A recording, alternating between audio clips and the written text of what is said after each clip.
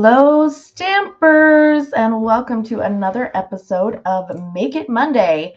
We are going to have some fun today. Yes, we're making a card, an adorable birthday card, and we're also learning all about the awesome new Stampin Positioner. This is a fabulous tool that Stampin Up has come out with, and we're going to play with it today, and I'm going to get to show you a few techniques with that. So I'm excited. Are you all excited? Hey, Suzanne, thank you for tuning in. As always on Make It Monday, we talk about how creativity is fun, creativity is good for us, and creativity is for everyone. So drop into the comments and let me know where you're tuning in from.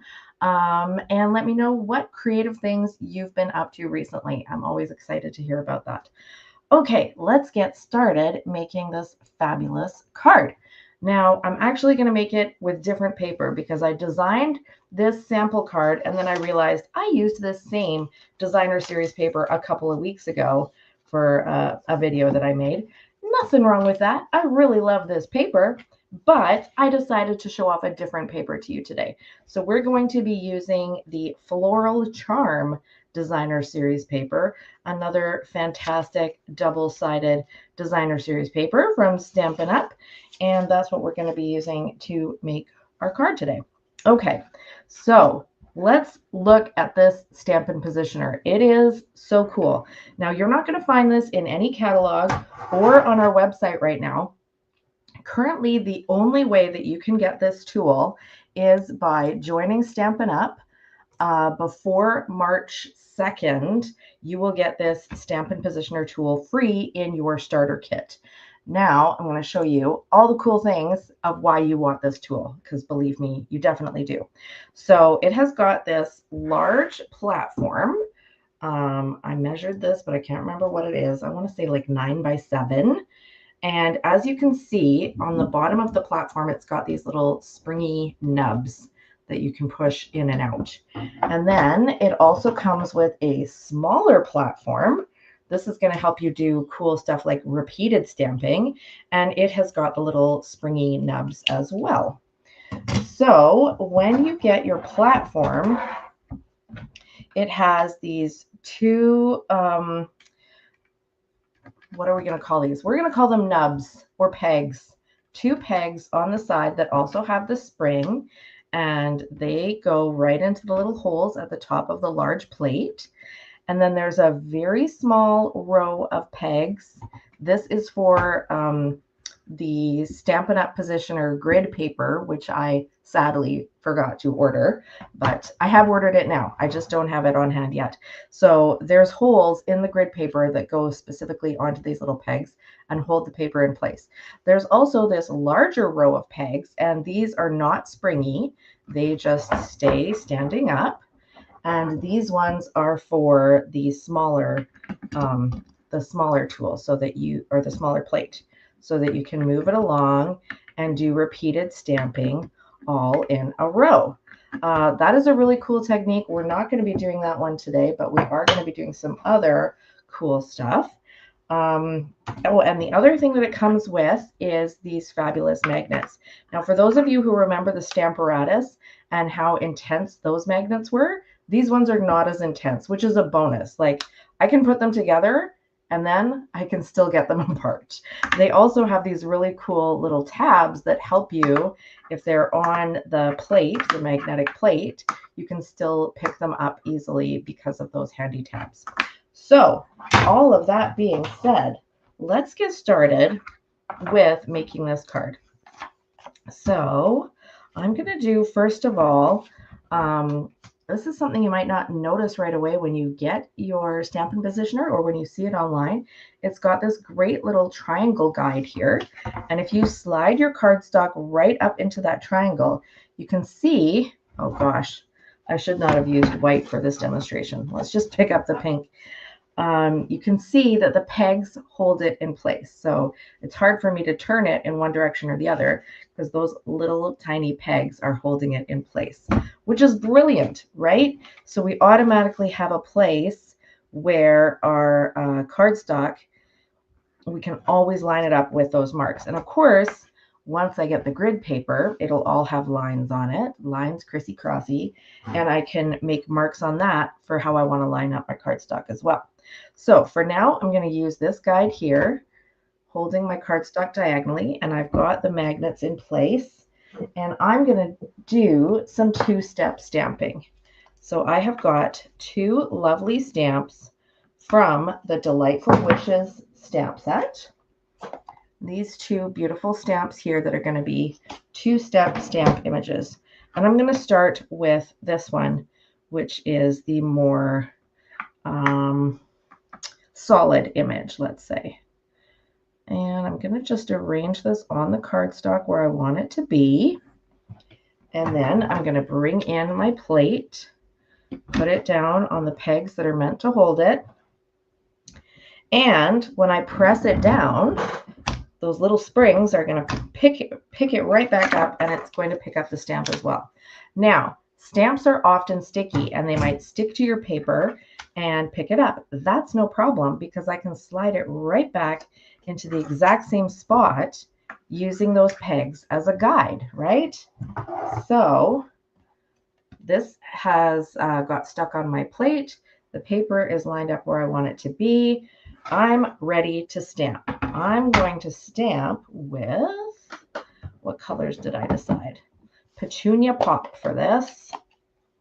So one of the things, I had the Stamparatus when they came out with that a few years ago. And one of the things I did not like about the Stamparatus is that when you were inking up your stamp, when it was on the plate was still attached to the machine because it was on a hinge. And it kind of felt like you were bending the plate backwards to ink it up, and it just didn't feel very secure. I did not love that. So this is much nicer. I can just flip the whole thing over, put it back in place, and it's ready to go. I'm going to move that magnet out of my way. There we go. Okay, so as I've put this into place, it has not stamped yet because remember, there's a little gap between the plate and the base, right? Hey, Pat. Wow, tuning in from Alabama. Thanks for joining us here. So this has not stamped yet. And in order to stamp, I'm going to need to press it down. Now, this Stampin' tool obviously is going to really help if you have shaky hands, if you have arthritic hands, if you're using large stamps, big background stamps, and it's hard to get even pressure across everything. This platform is going to help with all of that. So there's my beautiful stamped image.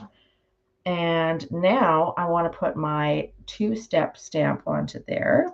So this is the more detailed image of the flowers. And I can put it exactly lined up with the image that I've already stamped. Okay. So I'm going to grab my chamois and clean this off. And then I'll pick up the next stamp. Now, obviously, if I was making multiples of this card, I would do all of the solid image first and then all of the detailed image rather than changing back and forth like I'm doing right now. But, you know, I'm just demonstrating this for you all to see how it works. So I don't want to bore you all with making 10 cards at a time, right? Okay, so I've got my stamp in place and I pick it up with my plate. The paper moved a little wee bit. That's okay. I can use those pegs to line it up again exactly where I want it. And now I'm ready to ink this up. Sorry about that big circle-y light on there. I know that's irritating. It's just one of those things with reflections. I kind of can't control that too much. Okay, so here we go, inking it up with the Blackberry Bliss. If you have Stampin' Spots, Stampin' Spots are great for inking up images on the Stampin' plates, because then you can just put them exactly where the stamp is and not get these extra smudges around. But that being said, these extra smudges are not going to end up on my project because they can't press down far enough. Only the stamp is going to press down far enough. Look, we're going to put it right in the target there. Okay, so pressing down, Ta-da! Look at how pretty that is. Ooh, I love it. Okay, Suzanne says the main benefit of this system over the Stamparatus is easier on your hands, wrists, and shoulders. Awesome. Yes, I have found it. I only started playing with it this morning, but I have found it very easy to use. And unlike the Stamparatus, I don't worry about the stability or the durability. It feels very stable and strong on the table, so I don't worry about that. Yeah, I'm very pleased with it so far. I've written down a list of like 10 different techniques that you can do with this platform. So definitely going to be showing it off again over the next few weeks and see what else we can create. Okay, so we've got our beautiful stamped flowers. Now I want to show another technique that I love. This one is a little bit out there, but bear with me. What I've done, let's see here. The Delightful Wishes bundle comes with 2 dies that say wishing. Okay, it's got a really, really skinny one, and then it's got one that's a little bit wider. And you can use those on top of one another, or you can use the wider one with the stamp that says wishing. And that's what we're going to do today, but we're going to do it in a weird way, in a weird, different, unexpected way. So once again, I am lining up my cardstock, and this is my template right now. I'm lining it up in between those pegs, and I'm securing it with my magnets. And what I've done is I've already cut out that wider die, wishing, from Petunia Pop cardstock, and I'm going to put that into place on my template. And of course, it's going to fit in there perfectly because it was cut out with the same die, right? Okay, now here we go. We're going to get the little stamp, wishing, that can stamp right on that word. And we're going to put it right on top of that. Actually, you know what? I did this in the wrong order. Before you put your cardstock in your template, you want to put the stamp in the template. And as I'm putting this on, I'm just kind of moving or trying to move it, trying to slide it one way or the other. But the stamp is bumping into the edges of the template, and so that is holding it in place. So I know that it is exactly where I want it to be. So what am I going to do? I'm going to pick it up with my plate. Is the paper going to move? Probably. Does it matter? No, it doesn't, because we're just going to line it up right in the spot where we want it. And then we're going to take our little die cut and we're going to pop that right in there and ink this up. Okay, what are we doing with this? We are inking it with Blackberry Bliss. That is right here. So, Stampin' Up! Demonstrators, of which I obviously am one, we had a couple of weeks to opt in and order this tool, which is a $67 value. And now demonstrators are not able to order it anymore. Right now, the only way you can get it, as I said previously, is by joining Stampin' Up! And if you are going to join Stampin' Up!, I would just love it if you joined my team.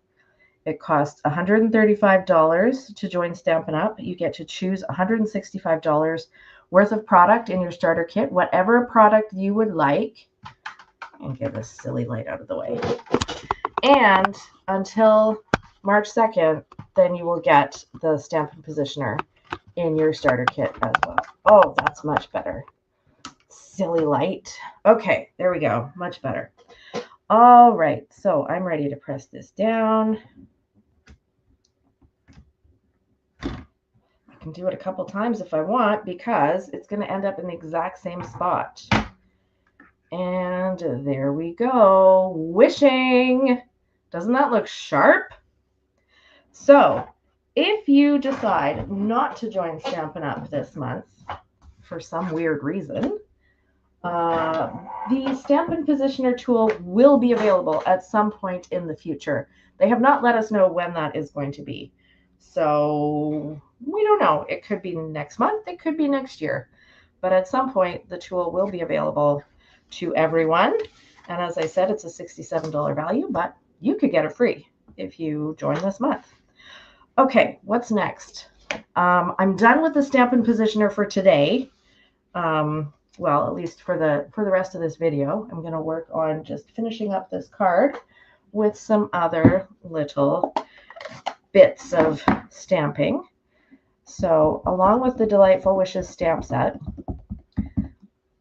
it's a mix and match sentiment stamp set. So you can be wishing many different things. I have wished you a happy birthday, but let's see what else we can wish. Wishing you were here, wishing you all the best, wishing you lots of love, and wishing you well. And you can see there's a few other two-step stamps in here as well. It's a great stamp set. Goes with a lot of different things, and you can use it for a lot of different occasions. Okay, so I have done wishing you a happy birthday, and I'm going to do a little bit of cutting from the bottom edge to the corner, just to give that sentiment a little bit of zhuzh. Okay, so that is Pretty Peacock cardstock, and I've stamped it with Blackberry Bliss ink. And I think that's all my stamping. Now I just get to put this together. So let's have a look at all of these pieces I've got. As I said, I've got the Floral Charm Designer Series paper. I've got my pieces that I stamped, and I've got a few layers to put together. So these bits of paper, they're all just a little bit less wide. Oops, except for this one, which I forgot to cut to the right size. Let's just do that right now. What do we got here?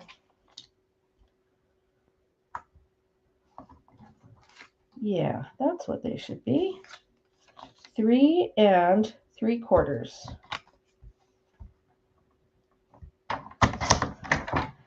And then they have a little bit of, they're not all the same height. Can you see that? They're a little bit varying in height, which is great for when you've just got some scraps that you're trying to use up.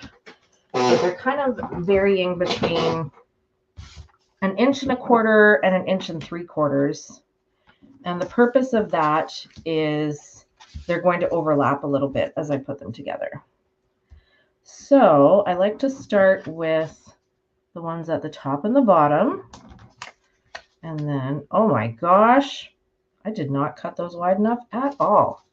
Fear not. I have many other kits put together for this. Let's see.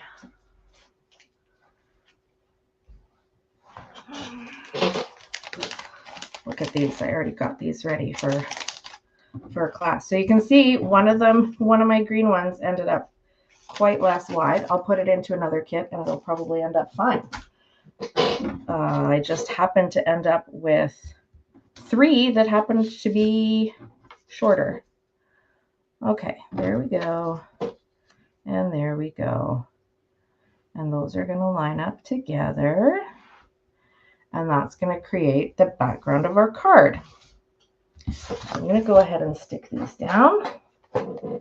Of course, when you come to my class and you get to make cards with the supplies that I've prepared, you always get to decide which side of the Designer Series paper do you want showing and which order do you want to put them in. And when you're crafting at home with your own supplies, you get that choice as well. So if you have this beautiful paper, you might choose a different way to arrange it than what I have done, and that's totally fine. This is the way that looks good to my eye, as my friend Diana likes to say. There we go. Okay, so we're going to pop that onto the card.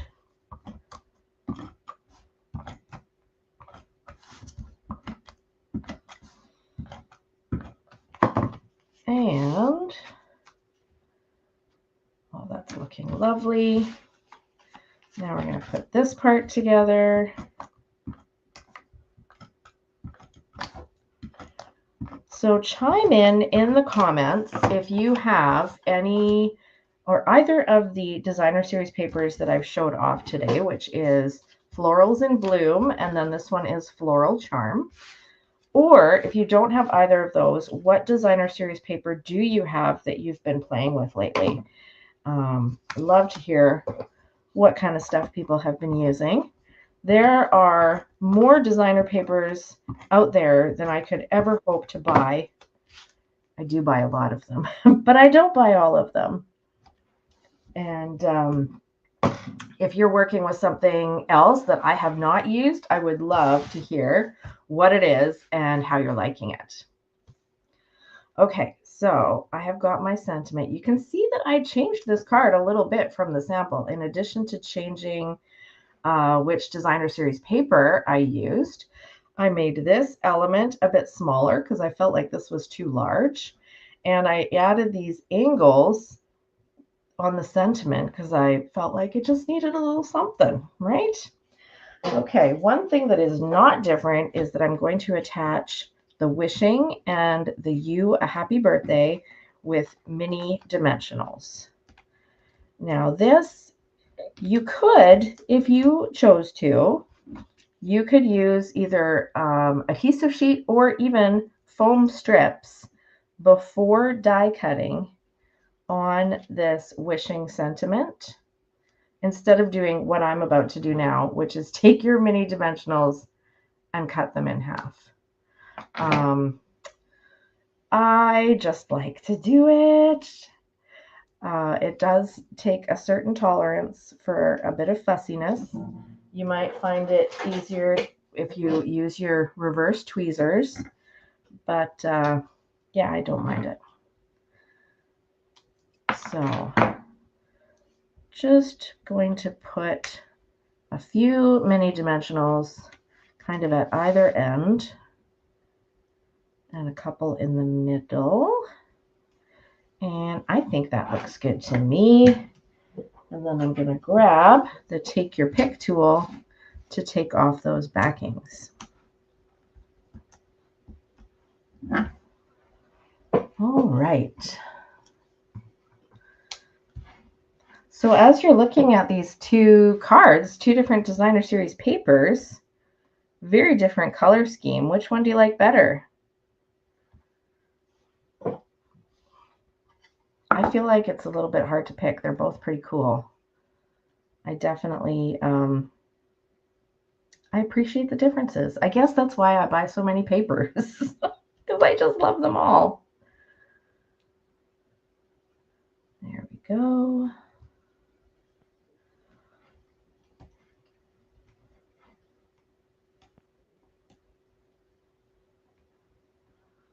All right, so wishing is going to go diagonally like that, and then you a happy birthday is going to go underneath. Now we just need some gems.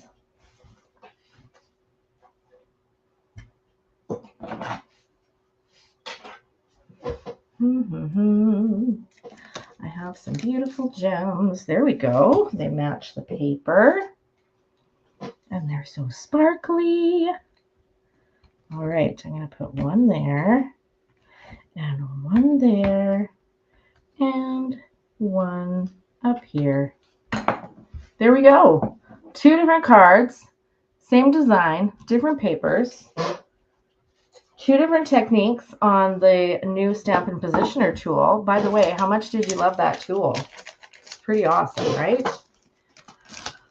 Okay, so if you would like a chance to win the card that we made today, please share the video. You can share it anywhere on social media. You have to leave a comment and let me know that you shared it, because YouTube doesn't let me know. So make sure that you do that. And if so, I will be putting your name in the draw for next week to win this card. Wait a second. Did I say next week? I am not going live next week because it's a holiday here in BC. It is Family Day, February 16th. But I will be back the week after that, February 23rd, for the final Make It Monday of February. I'll be using the Stampin' Positioner tool again to remind you how awesome it is, and we'll be doing some brand new techniques that I did not show on this video. Thank you everyone for joining me, whether live or on the replay. I hope that you're taking some time to get creative this week. And if you're looking for inspiration, how-tos, or Stampin' supplies, be sure to check out my website, inkyfingers.ca. Have a great week, everyone. Happy Stampin'. Bye-bye.